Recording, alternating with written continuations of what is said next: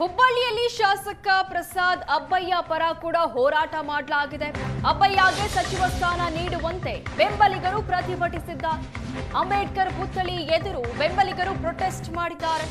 ಶಾಸಕ ಅಬ್ಬಯ್ಯ ಭಾವಚಿತ್ರ ಹಿಡಿದು ಬೀದಿಗಿಳಿದು ಪ್ರತಿಭಟಿಸಿದ್ದಾರೆ. ಸಚಿವ ಸ್ಥಾನ ಸಿಕ್ಕರೆ ಉತ್ತರ ಕರ್ನಾಟಕ ಮತ್ತಷ್ಟು ಅಭಿವೃದ್ಧಿ ಆಗುತ್ತೆ. ಒಂದು ವೇಳೆ ಸಚಿವ ಸ್ಥಾನ ನೀಡದಿದ್ರೆ ಉಗ್ರ ಹೋರಾಟ ಮಾಡೋ ಎಚ್ಚರಿಕೆಯನ್ನು ನೀಡಿದ್ದಾರೆ. ಇದು ಹುಬ್ಬಳ್ಳಿಯಲ್ಲಿ ನಡೆದಿರುವಂತಹ ಪ್ರತಿಭಟನೆಯ ದೃಶ್ಯಗಳಿದು. ಶಾಸಕ ಅಬ್ಬಯ್ಯ ಭಾವಚಿತ್ರ ಹಿಡಿದು ಅವರಿಗೂ ಸಚಿವ ಸ್ಥಾನ ನೀಡಬೇಕು ಅಂತ ಒತ್ತಾಯಿಸಿ ಪ್ರೊಟೆಸ್ಟ್ ಮಾಡಲಾಗಿದೆ.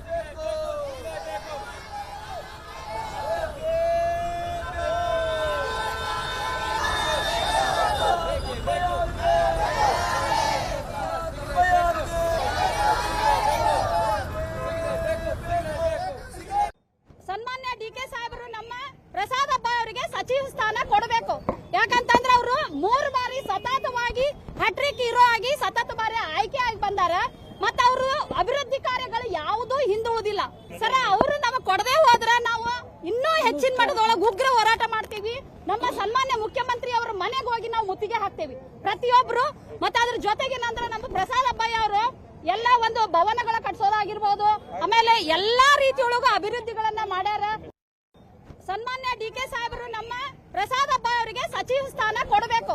ಯಾಕಂತಂದ್ರೆ ಅವರು